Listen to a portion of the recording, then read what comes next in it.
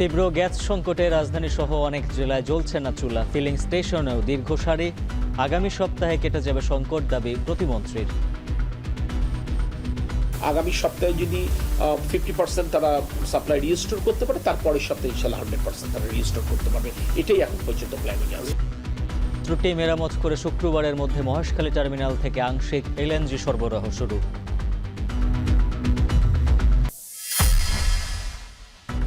রাষ্ট্রপতির তফসিল চূড়ান্তে কাল স্পিকার সিইসি বৈঠক। স্থায়ী কমিটিতে চূড়ান্ত হবে প্রার্থী, ফের জানালেন ফখরুল।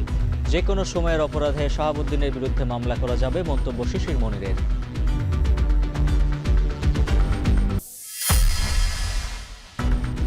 শাপলা চত্বরে হত্যা মামলার অভিযোগ আমলে নিলেন ট্রাইব্যুনাল। শেখ হাসিনা সহ 31 আসামির বিরুদ্ধে গ্রেপ্তারি পরোয়ানা। পরবর্তী শুনানি 16 আগস্ট।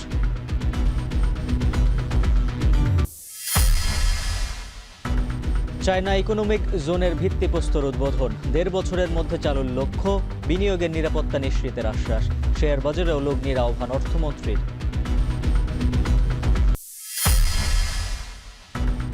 ময়লার টেন্ডার, ফুটপাত দখল, আধিপত্য নিয়ে ইউসুফ খুন। মূল টার্গেট ডিশবাবুকে হত্যায় 25 লাখ টাকা শুটার ভাড়া।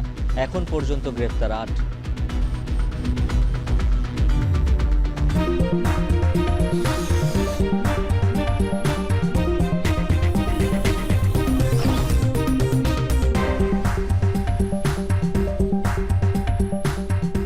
স্বাগত। এখন বিকেলে, সঙ্গে আছে আমি উজ্জ্বল হাফিজ। শাপলা চত্বরে হেফাজতের সমাবেশে হত্যা মামলায় শেখ হাসিনা, সাবেক সেনাপ্রধান আজিজ, 4 সাবেক আইজিপি সহ 41 জনের বিরুদ্ধে অভিযোগ আমলে নিয়েছেন ট্রাইব্যুনাল 2। একই সঙ্গে পলাতক শেখ হাসিনা, আজিজ, বেনজির সহ 31 আসামির বিরুদ্ধে গ্রেপ্তারি পরোয়ানা জারি করা হয়। অভিযুক্তের উপর পরবর্তী শুনানি হবে 16 আগস্ট। 2 অভিযোগের বিষয় জানিয়ে চিফ প্রসিকিউটর বলেন, হেফাজতের সমাবেশ দমন করে দমভক্তি করেছিল আওয়ামী লীগ সরকার। আরও জানাচ্ছেন জাহিদ হাসান। 2013 সালের 5 মে যুদ্ধাপরাধীদের বিচারের দাবিতে শাহবাগের গণজাগরণ মঞ্চে ধর্ম অবমাননার অভিযোগ এনে মতিঝিলে মহাসমাবেশের ডাক দেয় হেফাজতে ইসলাম। সেই সমাবেশ রূপ নেয় ভয়াবহ সহিংসতায়। দিনের শেষে রাতে শাপলা চত্বর এলাকায় প্রকম্পিত হয় সাউন্ড গ্রেনেড, গুলি, সাইরেনের শব্দে। ভেস্তে যায় হেফাজতের মহাসমাবেশ ও অবস্থান। অভিযোগ, তাদের দমনে বল প্রয়োগ করে আওয়ামী লীগ সরকার। হত্যাকাণ্ড ধামাচাপা দেয়া হয়।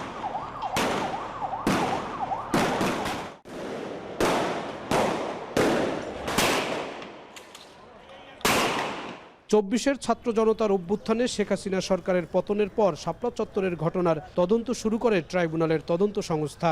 সোমবার এ মামলায় শেখ হাসিনা, বেনজির আহমেদ, আজিজ আহমেদ, সাবেক আইজিপি শহীদুল হক, শামসুল হক টুকুসহ 41 জনের বিরুদ্ধে অভিযোগ আমলে নেয় ট্রাইব্যুনাল 2।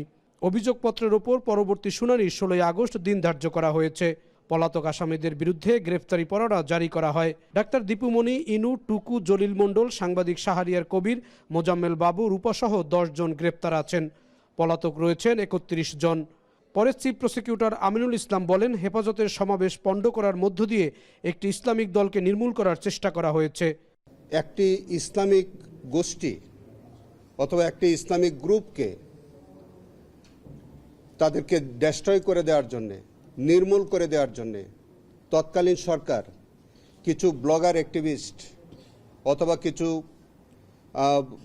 কিছু লেফটিস্ট, যাদেরকে আমরা নাস্তিক বলে সম্বোধন করতে পারি, এই জাতীয় কিছু মানুষ দ্বারা প্রভাবিত হয়ে হেফাজতে ইসলামের মতো একটি সংগঠনকে নির্মূল করার জন্য সরকার অত্যন্ত পরিকল্পিতভাবে তাদের উপরে সেই দিন এই নারকীয় আক্রমণ এবং হত্যাযজ্ঞ সংগঠিত করে। শাপলা চত্বরে 32 জন আর নারায়ণগঞ্জে 20 জন হত্যার অভিযোগ আনা হয়েছে। শেখ হাসিনা সহ 31 জন আসামির বিরুদ্ধে গ্রেফতারি পরোয়ানা জারি করা হয়। 41 জন আসামির বিরুদ্ধে অভিযোগ আমলে নিয়েছেন এবং যারা ইতিমধ্যে আমাদের কয়েকজন গ্রেফতার আছে তাদেরকে সুনির্দিষ্টের আবেদন সেটা মঞ্জুর করেছেন। যারা পলাতক আছে তাদের বিরুদ্ধে গ্রেফতারি পরোয়ানা জারি করা হয়েছে। শাপলা চত্বর হত্যাকাণ্ডের মামলায় 15 জন সাবেক মন্ত্রী ও এমপি, 3 জন সাংবাদিক, 21 জন সেনা ও পুলিশ কর্মকর্তাকে আসামি করা হয়েছে। জাহিদ হাসান, এখন, ঢাকা। রাষ্ট্রপতি নির্বাচনের তফসিল চূড়ান্ত করতে কাল ভারপ্রাপ্ত স্পিকারের সঙ্গে প্রধান নির্বাচন কমিশনারের বৈঠক অনুষ্ঠিত হবে। এদিকে ইসি আব্দুর রহমান আল মাসুদ জানিয়েছেন, অক্টোবরের 24 তারিখের মধ্যে নির্বাচন সম্পন্নের কথা থাকলেও সরকার চাইলে এর আগেই প্রস্তুত থাকবে ইসি। রাজনৈতিক বিশ্লেষকরা মনে করেন, রাষ্ট্রপতি নির্বাচনের ক্ষেত্রে তড়িঘড়ি নয়, ভালো ইমেজের সঠিক ব্যক্তিকে বাছাই করা জরুরি। আরও জানাচ্ছেন মিয়া আমিরুল। দেশের সদ্যবিদায়ী 22তম রাষ্ট্রপতি মোহাম্মদ শাহাবুদ্দিনের পদত্যাগের পর ভারপ্রাপ্ত হিসাবে দায়িত্বভার মেজর হাফিজউদ্দিনের উপর। একই সাথে নতুনভাবে আলোচনায় পরবর্তী রাষ্ট্রপতি নির্বাচন নিয়ে সরকারের ভাবনায় সেপ্টেম্বরের নিয়মিত সংসদ অধিবেশনের মধ্য দিয়ে এটি চূড়ান্ত হবে। সংবিধান অনুযায়ী রাষ্ট্রপতি পদ শূন্য হওয়ার পরবর্তী 90 দিনের মধ্যে নির্বাচন আয়োজনের দায়িত্ব নির্বাচন কমিশনের। তফসিল চূড়ান্তের আগে স্পিকারের সাথে বৈঠক করবে ইসি। বৈঠকের আগে কমিশনের প্রস্তুতি ভালোভাবে গোছাতে রবিবার জরুরি বৈঠক ডাকেন প্রধান নির্বাচন কমিশনার। নির্বাচন কমিশনার আব্দুর রহমান আল মাসুদ জানান, 24 অক্টোবরের মধ্যে নির্বাচন সম্পন্নের কথা থাকলেও সরকার চাইলে এর আগেই প্রস্তুত থাকবে কমিশন। প্রার্থী যদি ঠিক থাকে আর দ্রুত করতে চায় দ্রুত করবো, এটা এই সিস্টেম। এটা তফসিলদার বিষয়টা সবই নির্ভর করতেছে সরকারের অ্যাটিটিউড। আমি এখানে আইনি বলে দিচ্ছি, স্পিকারের সাথে আমি কনসালটেশন, কমিশন কনসালটেশন। রাজনৈতিক বিশ্লেষকরা মনে করেন, রাষ্ট্রপতি নির্বাচনের ক্ষেত্রে তড়িঘড়ি নয়, ভবিষ্যতে সরকারের জন্য যাতে ট্র্যাজেডি না হয় এই জন্য ভালো ইমেজদারি ব্যক্তিকে বাছাই করা জরুরি। সবকিছু ধ্বংস হয়ে গেলেও একটা প্রতিষ্ঠান যেন শেষ আশার আলো হিসেবে থাকে, সেভাবে যদি আমরা করতে না পারি তাহলে এটা কোনো মানে নাই। রাষ্ট্রপতির ক্ষমতাটাকে আরও অর্থবহ করার দরকার বলে আমি মনে করি। রাষ্ট্রপতি পদে নির্বাচন বিএনপির জন্য অনেক সময়ই ট্র্যাজেডি হয়েছে। এই জন্য বিএনপিকে খেয়াল রাখতে হবে যেন ভবিষ্যতে এমন কোনো রাষ্ট্রপতি না হয় যিনি বিএনপির জন্য ট্র্যাজেডি হয়ে দাঁড়ান। রাষ্ট্রপতি নিয়োগের ক্ষেত্রে বহির্বিশ্বের চাপের শঙ্কা রয়েছে, তবে এ বিষয়ে সরকারকে হতে হবে কৌশলী। বয়স এবং অভিজ্ঞতা বিবেচনায় সঠিক সিদ্ধান্ত নেওয়ার তাগিদ দেন তারা। যে লোকটার দেশে গ্রহণযোগ্যতা আছে, আন্তর্জাতিকভাবেও তিনি সম্মানিত হবেন, পাশাপাশি বিএনপির যে 31 দফা, বিএনপির যে জাতীয়তাবাদী রাজনীতি, তার প্রতি তার আস্থা থাকতে হবে। না হলে প্রধানমন্ত্রী এবং রাষ্ট্রপতির কাজের মধ্যে সমন্বয় থাকবে না। সেই চাপটা তো ছিল বিগত মন্ত্রিসভার সময়, কারণ রাষ্ট্রপতির ক্ষেত্রেও এটা থাকতে পারে। একেবারে গুঞ্জনকে গুঞ্জন বলে উড়াইও দেওয়াও যাচ্ছে না আর কি। হ্যাঁ, আরেকটা হলো যে রাজনৈতিকভাবে জনাব তারেক জিয়া একটা চাপের মধ্যে পড়তে পারেন। মিয়া আমিরুল, এখন, ঢাকা। বিএনপিকে যারা ফ্যাসিবাদের দল বলে তাদের জ্ঞানের অভাব রয়েছে বলে মন্তব্য করেছেন দলটির মহাসচিব মির্জা ফখরুল ইসলাম আলমগীর। সকালে রংপুরে বিআরডিবির বিভাগীয় কার্যালয় উদ্বোধন শেষে তিনি একথা বলেন। এ সময় জামায়াতের আমিরকে তাদের দলের গঠনতন্ত্র পড়ে দেখার আহ্বান জানিয়ে জামাত গণতান্ত্রিক দল কিনা এমন প্রশ্নও তোলেন বিএনপি মহাসচিব। সাংবাদিকদের প্রশ্নের জবাবে রাষ্ট্রপতির প্রার্থী ঠিক করতে দলের স্থায়ী কমিটির সিদ্ধান্তই চূড়ান্ত বলে জানান মির্জা ফখরুল ইসলাম আলমগীর। বলেন, স্থানীয় সরকার নির্বাচনে প্রার্থীদের যোগ্যতা নির্ধারণের সিদ্ধান্ত নেবে ইসি। এ সময় কৃষি খাতে সুদমুক্ত ঋণ ও বিনিয়োগের মাধ্যমে বাণিজ্যিক কৃষি অর্থনীতি গড়ে তুলতে সরকারের পরিকল্পনার কথা জানান স্থানীয় সরকার মন্ত্রী ও বিএনপির এই শীর্ষ নেতা। জানান, এই বছরের শেষে অথবা আগামী বছরের শুরুতে হবে স্থানীয় সরকার নির্বাচন।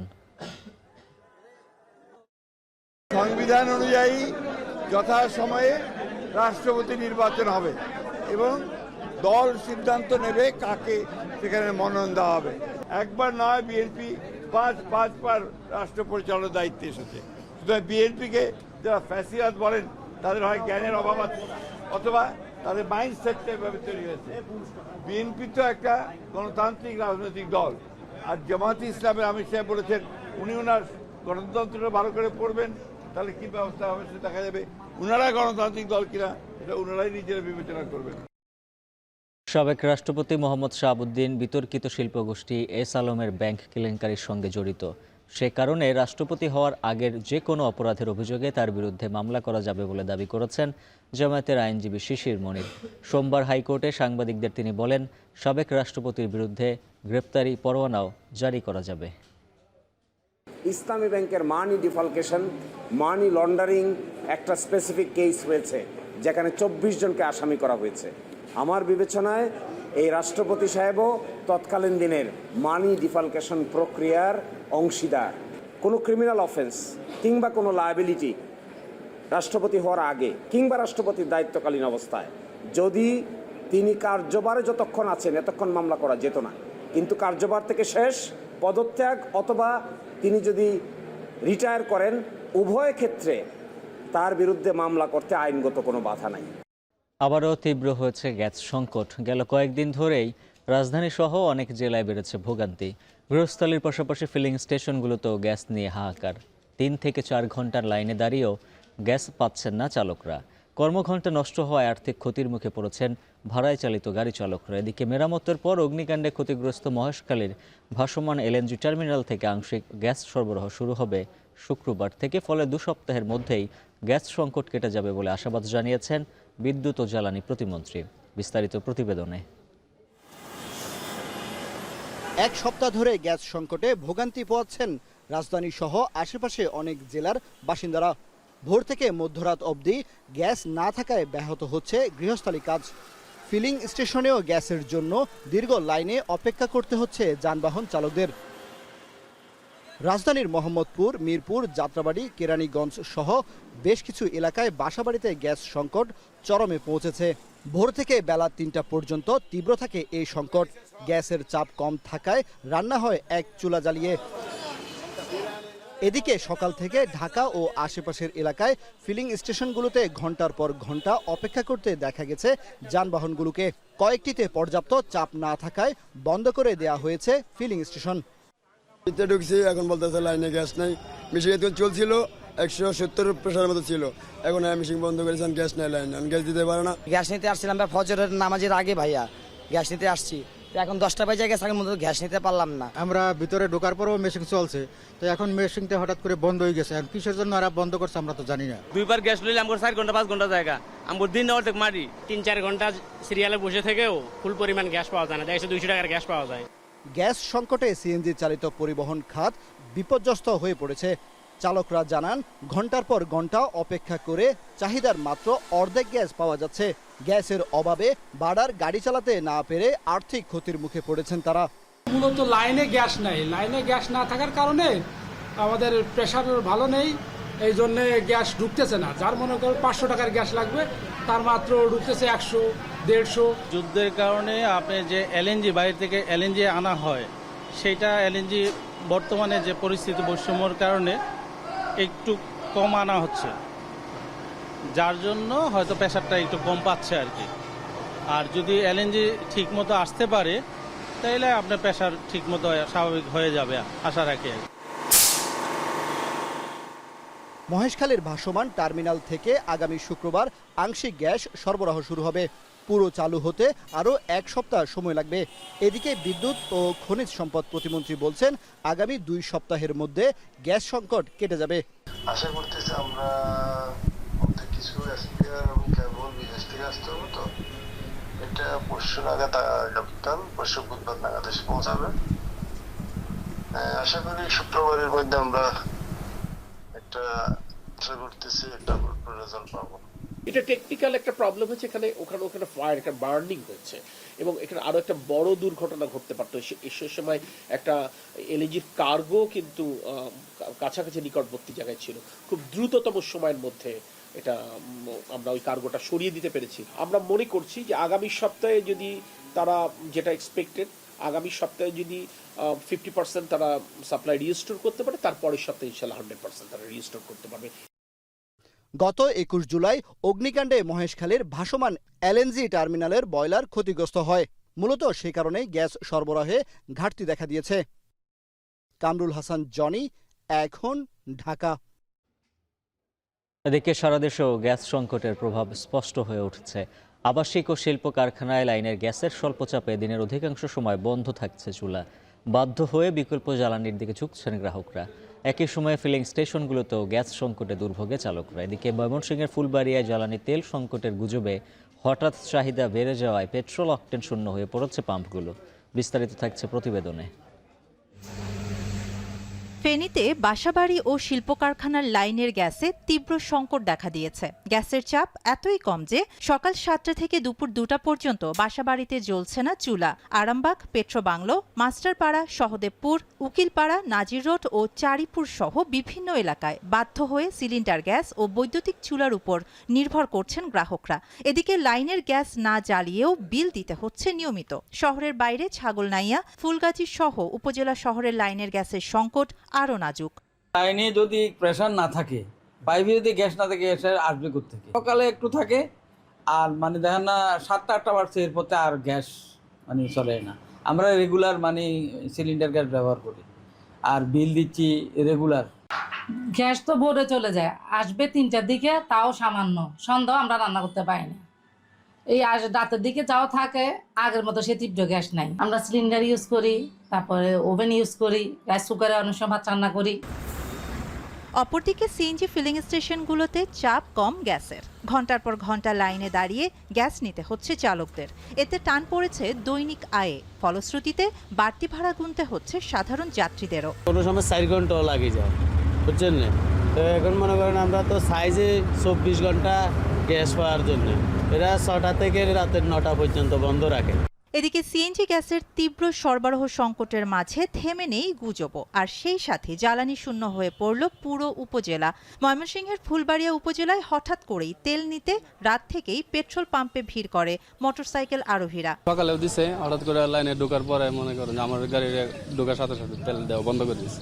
রাত্রে শুনছি তেল দিছে, সকালেও দিছে শুনছি, তার জন্য আসছি। এখন বলতেছে তেল নাই।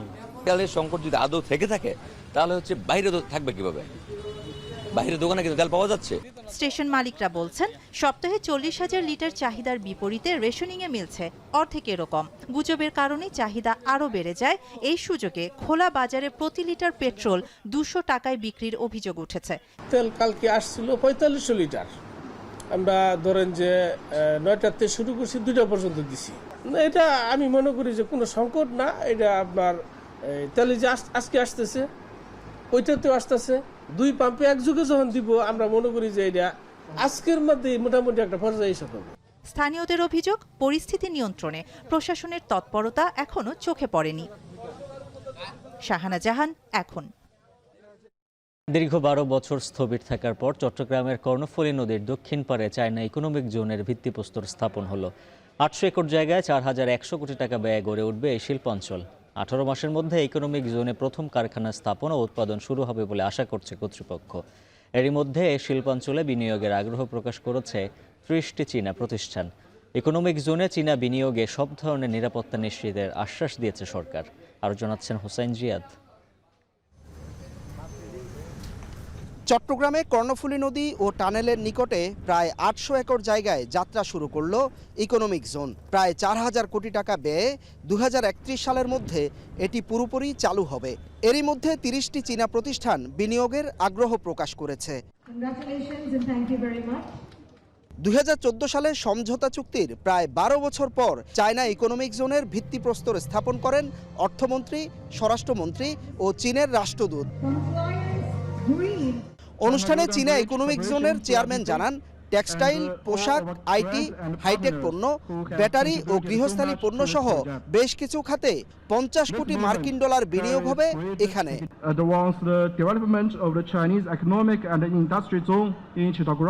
Bangladesh made a commitment to foster a favorable environment for Chinese enterprises to invest in Bangladesh. রাষ্ট্রদূত জানালেন, এই ইকোনমিক জোন দুই দেশের শক্তিশালী বন্ধুত্বের স্মারক হয়ে থাকবে। আগামী 18 মাসের মধ্যে এই ইকোনমিক জোনে প্রথম কারখানা স্থাপন হবে ও উৎপাদন শুরু হবে। So that this industry zone can truly become fertile ground where business thrive and industry flourish and attracted intended investment totaling approximately $500 million. এ সময় স্বরাষ্ট্রমন্ত্রী বলেন, উন্নয়ন ও বিনিয়োগের পাশাপাশি চীন এখন বাংলাদেশের কৌশলগত অংশীদার। এখানে বিনিয়োগের সব ধরনের নিরাপত্তা ও নীতিগত সহায়তা নিশ্চিত করবে সরকার। This landmark project stands as a testament to the enduring bond of friendship, mutual trust and a strategic partnership between Bangladesh and the People's Republic of China. অর্থ ও পরিকল্পনা মন্ত্রী বলেন 2034 সালে সরকার $1 ট্রিলিয়ন অর্থনীতি গড়তে প্রতিশ্রুতিবদ্ধ। এজন্য বিপুল বিনিয়োগ ও কর্মসংস্থান তৈরির কোনো বিকল্প নেই। দেশের শেয়ার বাজারও নতুন করে পুনর্গঠন হচ্ছে দাবি করে মন্ত্রী শেয়ার বাজারে চীনা বিনিয়োগের আহ্বান জানান। And it is the only thing that will lead to the $1 trillion economy in 2034 this government has projected. I think it's also the testament of the present government's vision and aspirations to welcome the investment in Bangladesh. Bangladesh বিদেশি বিনিয়োগের জন্য এখনো মুখিয়ে আছে বলেও জানান তিনি। হুসাইন জিয়াদ, এখন চট্টগ্রাম। পর্দা নামছে নতুন করে স্পোর্টস 2025-26 জাতীয় পর্বের।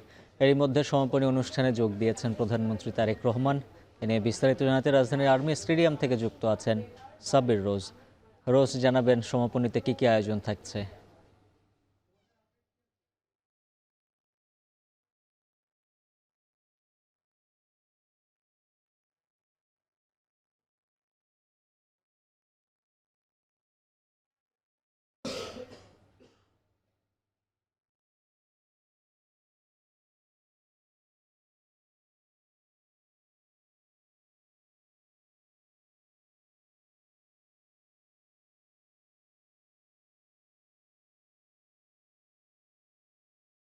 তারেক রহমান নতুন কুড়ি স্পোর্টসের যে আজকের সমাপনী আয়োজন, সেই আয়োজনে যোগ দিয়েছেন এবং প্রধানমন্ত্রী আমাদের পেছনে যে গ্যালারি রয়েছেন ভিআইপি গ্যালারি, সেই গ্যালারিতে প্রধানমন্ত্রী সহ রাষ্ট্রের বিভিন্ন ব্যক্তিবর্গ আজকের এই সমাপনী যে আয়োজন নতুন কুড়ি স্পোর্টসের প্রথম আসরের, যে আসরটি শুরু হয়েছিল চলতি বছরের 2 মে সিলেটের জেলা স্টেডিয়াম থেকে, এবং সেই আয়োজনেরও উদ্বোধন করেছিলেন প্রধানমন্ত্রী তারেক রহমান।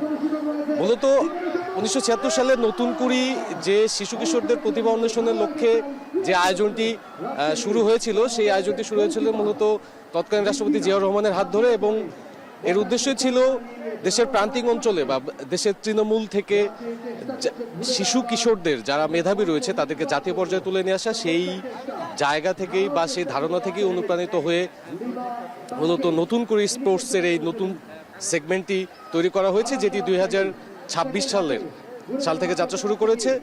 এবং নতুন কুড়িয়া মূলত 1976-এর পর থেকে বেশ দীর্ঘ বছর প্রায় 2 দশকের বন্ধ থাকার পরে 2025 সালে আবারও পুনরায় চালু হয়।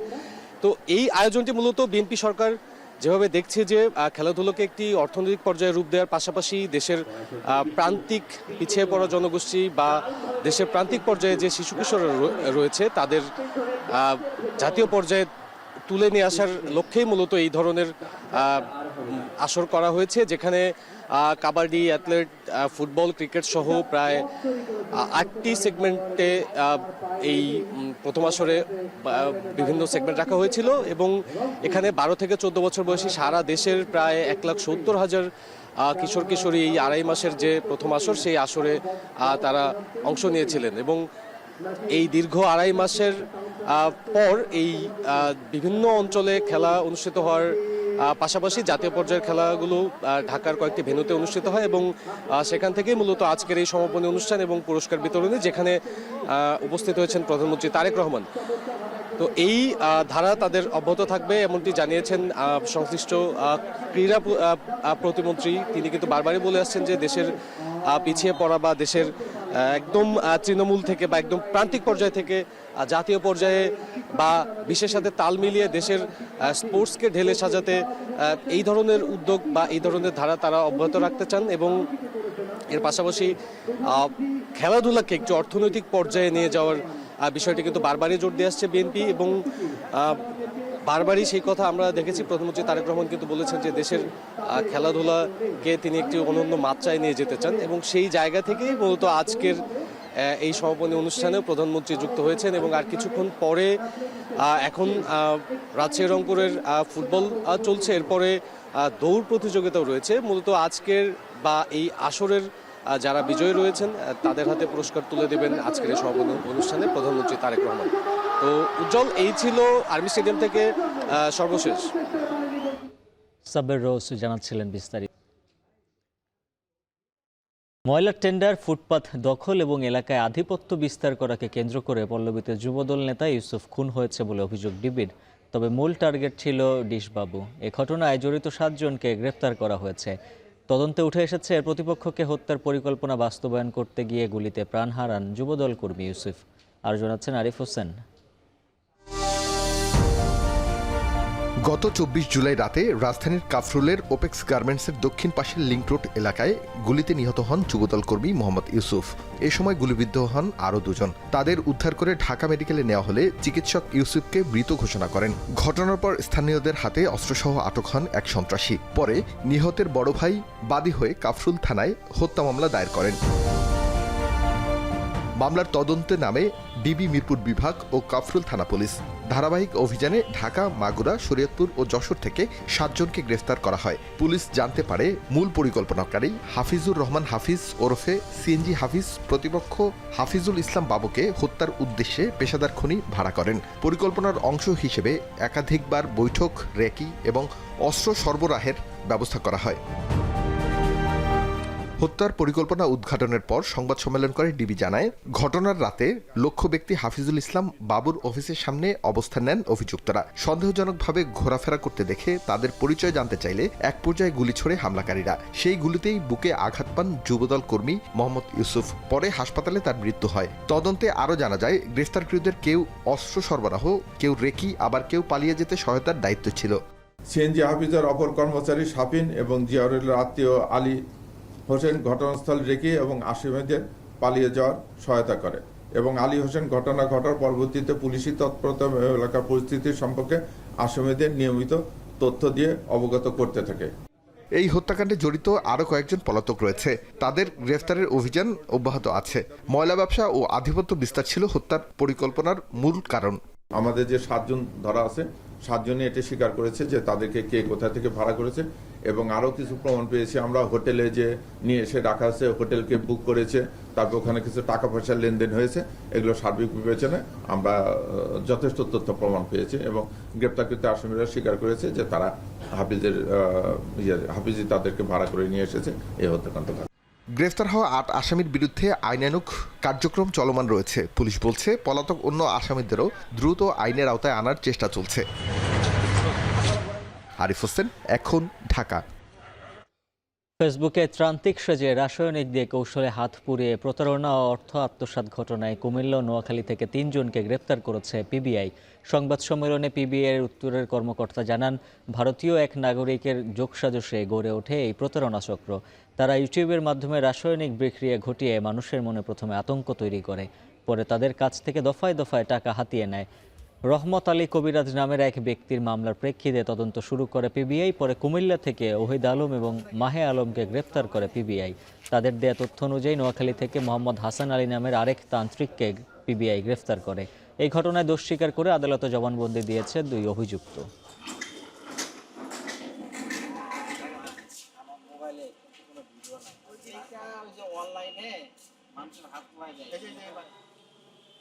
ভয়াবহ দুর্যোগে বন্ধ হওয়ার পর আজ থেকে আবারও এইচএসসি পরীক্ষায় বসলেন চট্টগ্রামের শিক্ষার্থীরা। চট্টগ্রাম শিক্ষা বোর্ডের অধীন 5 জেলায় পরীক্ষা রুটিন অনুযায়ী শুরু হয়। পরীক্ষা শুরু হওয়ায় খুশি শিক্ষার্থী ও অভিভাবকরা।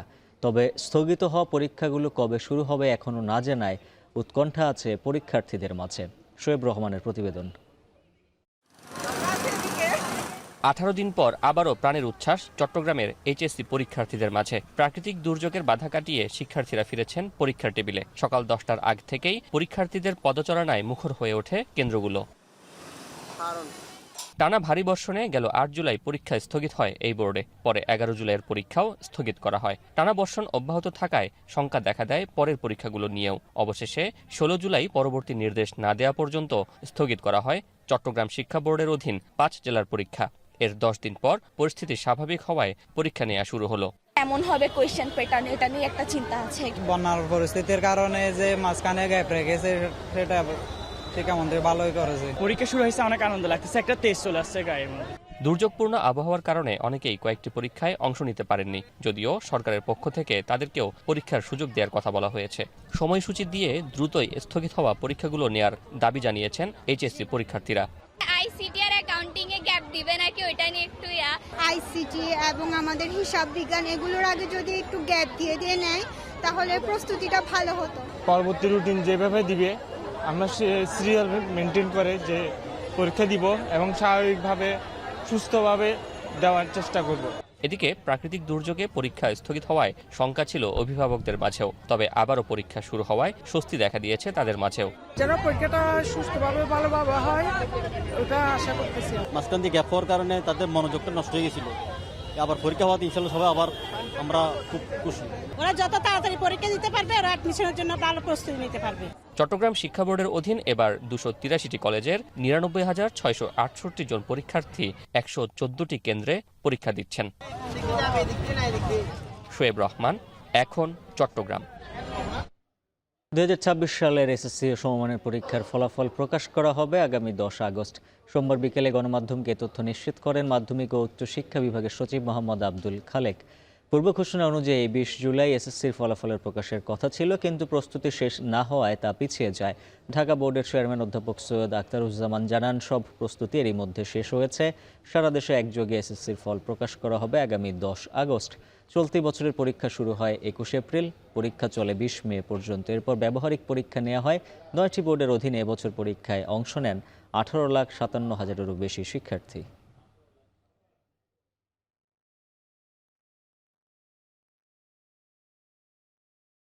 আমাদের ঢাকা শিক্ষা বোর্ড চেয়ারম্যান এবং আন্তঃশিক্ষা বোর্ড চেয়ারম্যান হিসাবে আমি ইতিমধ্যে একটা প্রেস ব্রিফ করেছি যে আগামী 10 আগস্ট বাংলাদেশের এসএসসি ও সমমান পরীক্ষা 2026 এর ফলাফল আনুষ্ঠানিকভাবে ঘোষণা করা হবে। রাজধানীর সড়ক মহাসড়কে মোটর বাইকে আফটার মার্কেট এক্সস্ট লাগিয়ে উচ্চ শব্দের প্রতিযোগিতা এখন পৌঁছেছে উদ্বেগজনক মাত্রায়। এতে তীব্র শব্দ দূষণের সাথে ওলটপালট হয়ে যাচ্ছে সাধারণ মানুষের স্বাভাবিক জীবনযাত্রা। এই শব্দ সন্ত্রাস রুখতে মোটরযান আইনের কঠোর প্রয়োগ ও অভিযান জোরদার করেছে ডিএমপি। তবে ক্ষতিকর এক্সস্ট বিক্রির লাগাম টানার পরামর্শ বিশেষজ্ঞদের। আরও জানাচ্ছেন আতিক মেজবা লগ্ন।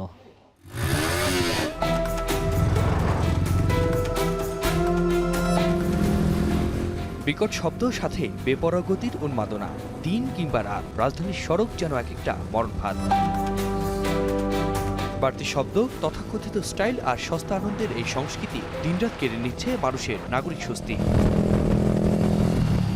সাধারণ একটা মোটরবাইক কিভাবে হয়ে উঠছে এমন শব্দ সন্ত্রাসী? রহস্য লুকিয়ে আছে সাইলেন্সার বদলে ফেলা এই নিষিদ্ধ আফটার মার্কেট এক্সস্টে। শখের নামে এই যন্ত্রাংশটি আসলেই ডেকে আনছে মৃত্যু ঝুঁকি, যার প্রভাবে সবচেয়ে বেশি ভোগান্তিতে পড়ছেন শিশু, বয়স্ক, হৃদরোগী ও হাসপাতালে চিকিৎসাধীন রোগীরা। সড়ক ও জনপথে বিকট শব্দ তুলে দাবিয়ে বেড়ানো এই বাইকারদের রুখতে কঠোর অবস্থানের কথা জানালো পুলিশ। প্রায় 13,000-এর মতো মামলা হয়েছে, 13,500, এবং প্রায় 2 কোটি টাকা জরিমানা কিন্তু আদায় করা সম্ভব হয়েছে।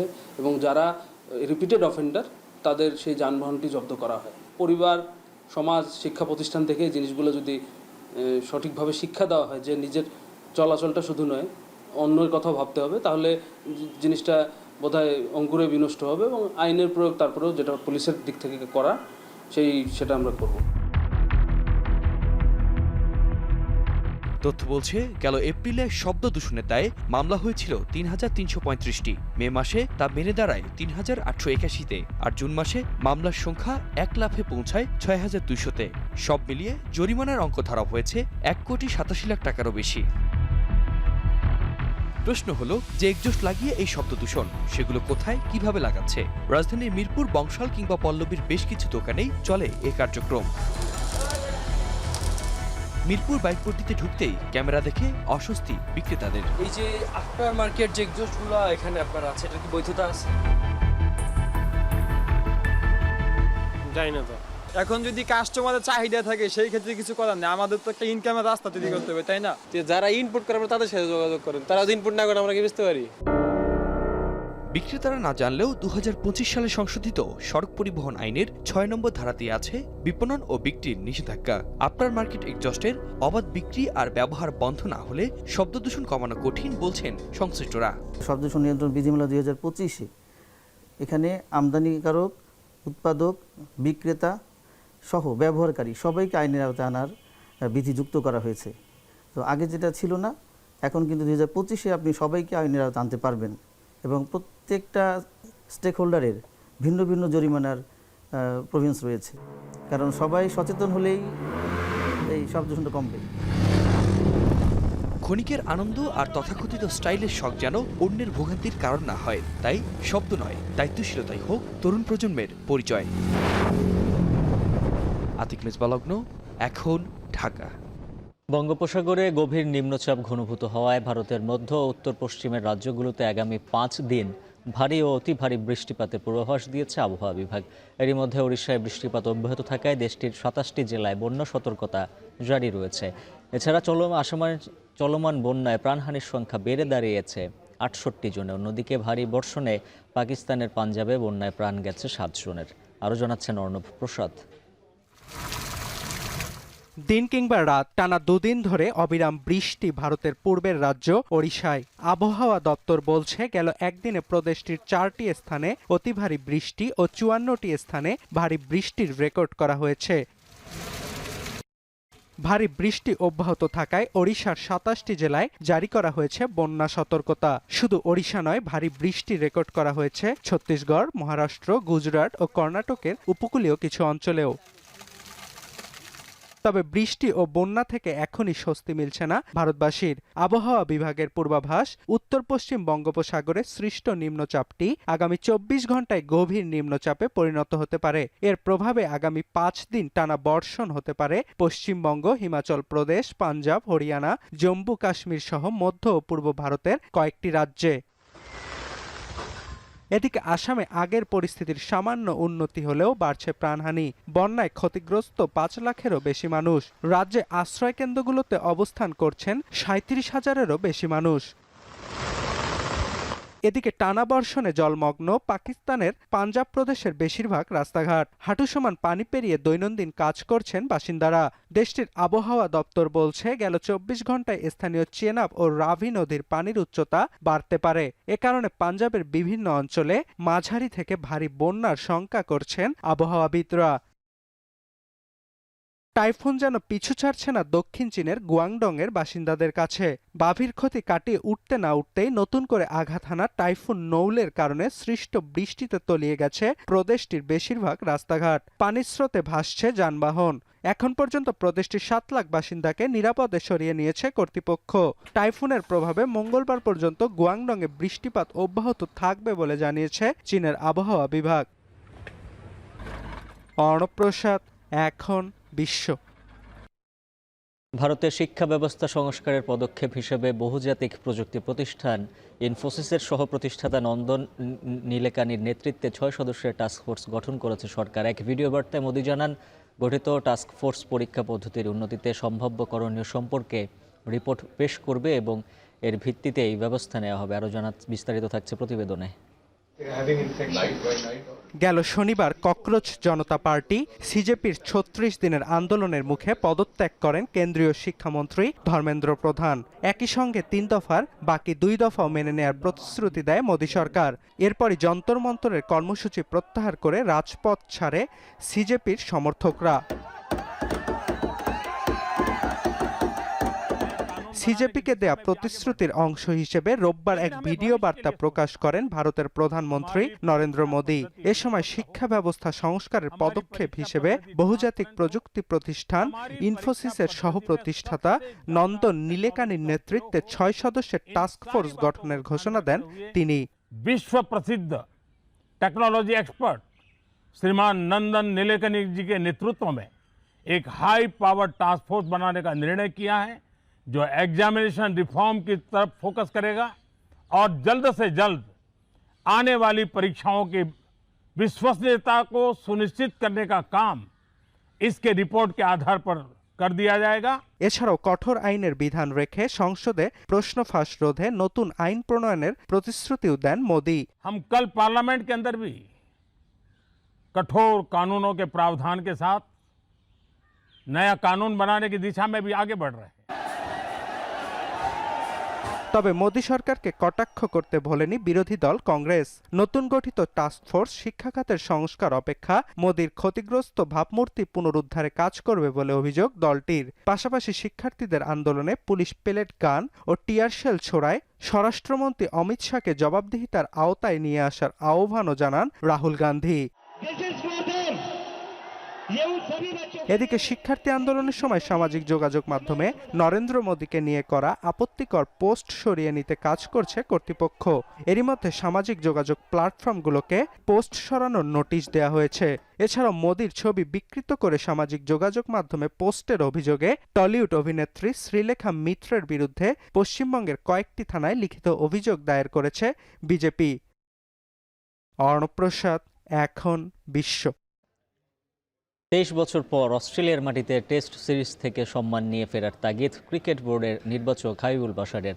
ইনজুরির কারণে একাধিক তারকা না থাকায় হতাশ হলেও অজিদের বিপক্ষে লড়াই করার বার্তা তার। সেই সঙ্গে স্বীকার করলেন পাইপলাইনে পর্যাপ্ত ক্রিকেটার না থাকার কথাও।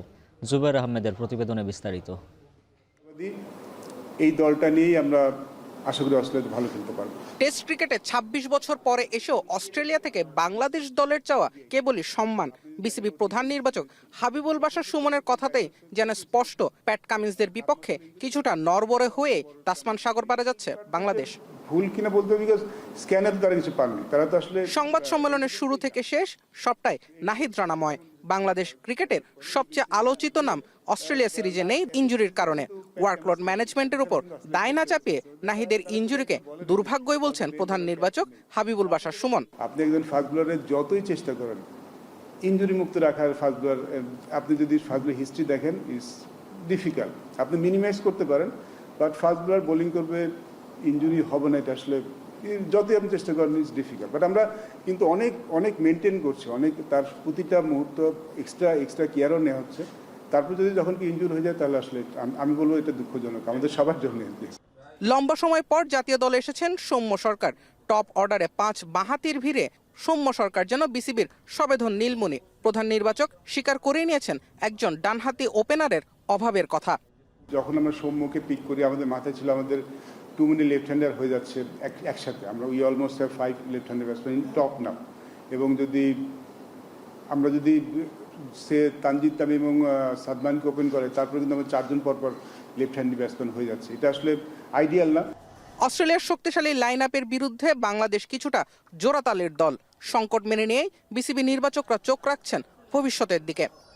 আমরা তাদেরকে নিয়ে কাজ করছি। আমাদের সিরিজগুলি হবে হাই পারফরমেন্স এ টিম, তারপরে বলে সিরিজগুলি আমরা আশা করছি যে এই উইদিন এ ইয়ার আমরা হয়তো ওরকম রাইট হ্যান্ডি ব্যাটসম্যান একজনকে প্রস্তুত করতে পারবো ইন ওপেনিং স্লট, যেটা আমাদের খুব ভীষণ দরকার। জিম্বাবুয়ে সিরিজে বাজে ফলাফলের পর অস্ট্রেলিয়া সিরিজটা বাংলাদেশের জন্য অ্যাসিড টেস্ট। 23 বছর পর অজি ভূমিতে বাংলাদেশ লড়াই করবে এতটুকুই আশা নির্বাচকদের। জুবাইর আহমেদ, এখন, ঢাকা। আর এই ছিল এখন বিকেলের আয়োজন। এখন টেলিভিশন ওয়েবসাইটে দেখতে ভিজিট করুন এখন.tv, ফেসবুকে দেখুন facebook.com/tv.এখন, সরাসরি ইউটিউবে দেখুন youtube.com/c/echontv।